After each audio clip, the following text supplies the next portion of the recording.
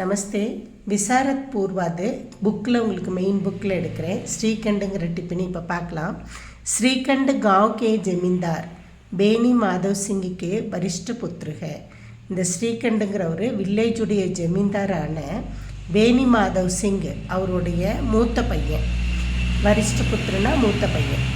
உன்கா விவாஹ் அமீர் கர் கி புத்திரி ஆனந்தி சே Hota high. இவருடைய marriage வந்து ஒரு ரிச் ஃபேமிலியை சேர்ந்த ஆனந்தி அப்படிங்கிற பொண்ணோட நடக்குது. வே படே லிக்கே நோஜவான் ஹே. அவர் வந்து எழுத படிக்க தெரிந்த ஒரு இளைஞன். வ ஏக் ஆதர்ஸ் பத்தி ஹே. அவர் ஒரு டிசிப்ளினான ஒரு ஹஸ்பண்ட். பத்னி கோ சதா குஷ் ரக்னே கா பிரயாஸ் கர்த்தா ஹை. எப்போவுமே அவங்க ஒய்ஃப் அவர் வந்து ஹாப்பியாக வச்சுக்கணும்னு நினைப்பார். பத்னி கா நிராதார் உசே சஹா நகி ஜாத்தா.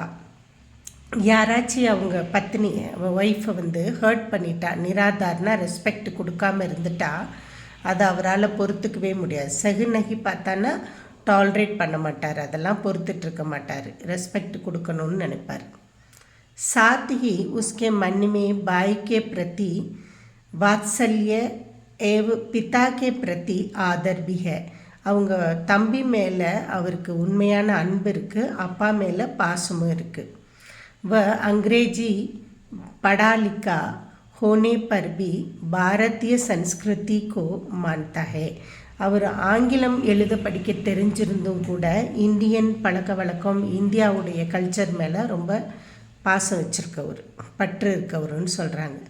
உஸ்கா விவரன் உஸ்கா சித்ரன் அவருடைய கேரக்டரை வந்து அத்தியந்த சுந்தர் டங்கு சே ஹுவாகே. இதில் வந்து மிகவும் அழகாக நம்ம ஆத்தர் கொடுத்துருக்காங்க.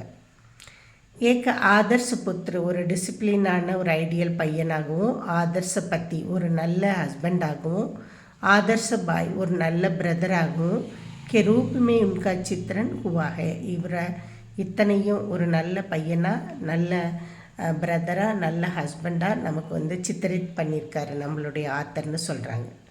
All the best. நல்லா எழுதுங்கம்மா.